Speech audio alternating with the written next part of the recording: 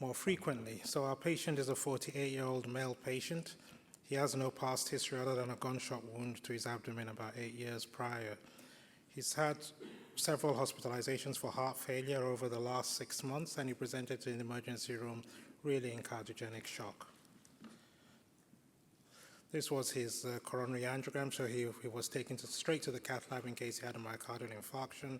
Nothing there really except his distal LAD was cut off.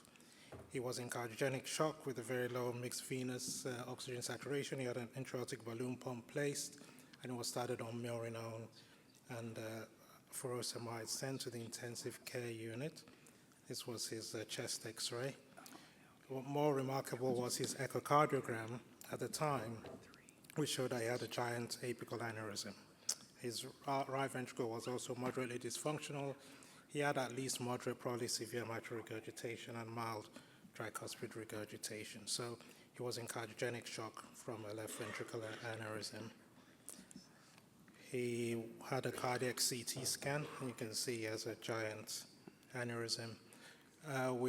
Based on volumetric analyses, the residual ventricle was about 120 mils, and the residual ejection fraction of the ventricle was about 40%, and the calculation was that if you took away the afterload reduction from the aneurysm and from the mitral regurgitation, he would be left with about 25% ejection fraction.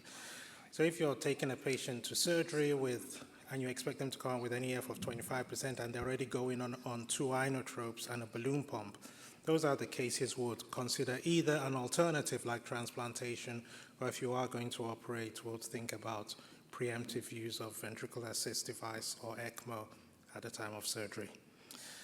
Regardless of the treatment pathway, we always undergo a 4-pronged strategy for optimization. So they need inotropes or mechanical support. For forward flow, diuresis, you don't want to take a congested patient to the operating room. You need the liver, the bowel, kidneys, and so on as decongested as you can. Always a period of nutrition, typically parenteral nutrition, because patients in shock, the GI tract won't work. And physical therapy as much as you like. Even with the balloon pump, you have to try and get them out and walk them, and then progress to surgical repair. So the surgery the patient has, obviously we're going to fix the aneurysm, repair the mitral valve, tricuspid valve, but focusing on placement of axial flow pump, which is the Impeller 5.5 device at the time of the procedure. You could either do it first and put it through the axillary artery, but a patient with that aneurysm is obviously going to have a lot of thrombus in the ventricle, so you really don't want to instrument that ventricle until you've taken out the aneurysm. So in this case, we'd do a direct aortic approach. So obviously where the heart is clamped on cardioplegic arrest and dissecting out the entire aneurysm sac from the left chest and actually the abdomen, because it was displacing the diaphragm, and a lot of the aneurysm was actually in the abdomen. And then we open the aneurysm. So before any instrumentation, you have to take all the clot out of the aneurysm. So that's what we're doing now. So a lot of clots. The patient had also had multiple strokes. I didn't mention that in the history, but he had multiple embolic events in the preceding few weeks. So that's all the material in the aneurysm. It's a lot of stuff.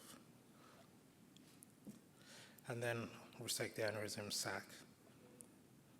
And then now we can really clean up the aneurysm and the left ventricle. We know there's nothing left there that's going to embolize, and then we can proceed with the rest of the surgery. Examine the mitral valve. It's obviously tethered from the ventricular distortion.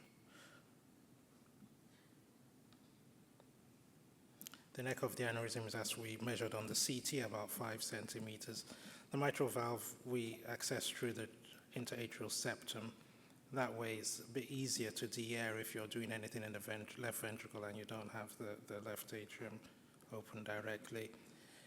We've gone away from complete rings for functional mitral regurgitation. In this patient, we use the PhysioFlex ring, put in the standard fashion. Almost always a patient we do surgery for ventricular mechanism regurgitation. We'll always do the tricuspid valve. And then now we're suturing a Dacron valve, a 10 millimeter Dacron valve to the ascending aorta as distal as possible. So you have to clamp high in the arch and suture as distal because you need the device to go in at least ideally 7 centimeters from the aortic valve. So the device is placed through the graft, through the aorta, and directed through the valve. This is still under cardioplegic arrest, and we pull it out of the aneurysm. So we just leave it there. We're going to position it later.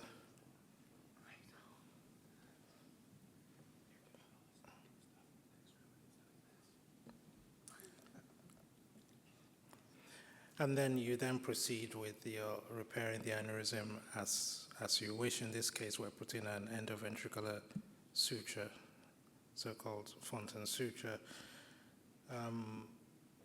And then we would size the ventricle with a balloon. In this case, I think we measured about 150 mils based on his body surface area was the size we're looking for. So I think that really the idea is that a ventricle like this is not likely to do well because the patient was in shock on 2 inotropes beforehand. If you finish this repair, it's going to be a long ischemic time, long clamp time. The chances of coming off bypass are slim without any support. Dr. Del Nido will tell us more about myocardial protection, but in this case, we use Del Nido cardioplegia and systemic hypothermia. You can't do much topical hypothermia because the heart is in your hand. So we fashioned a Dacron graft and sutured it with a running suture with multiple interruptions. And then before you complete the patch, now you have to position the microaxial flow pump. So you have to look for it, and you can always have it in too far because you can withdraw it based on echo later.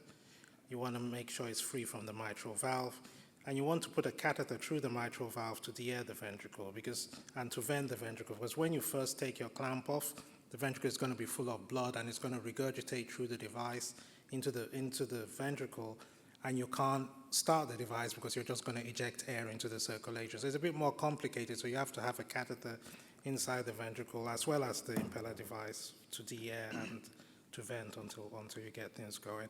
And then we apply a thin layer of glue and then suture the thing.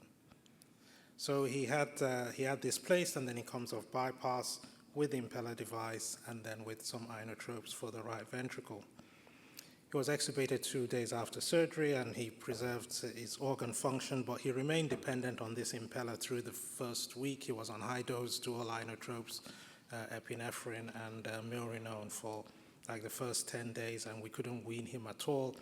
By the end of the second week, we took him to the cath lab, and we do what we call a ramp study. So you come down on the impeller at different levels to see whether the heart is now able to cope on its own. And when we had the impeller down to the lowest flow, we were able to maintain a cardiac index of 2.8.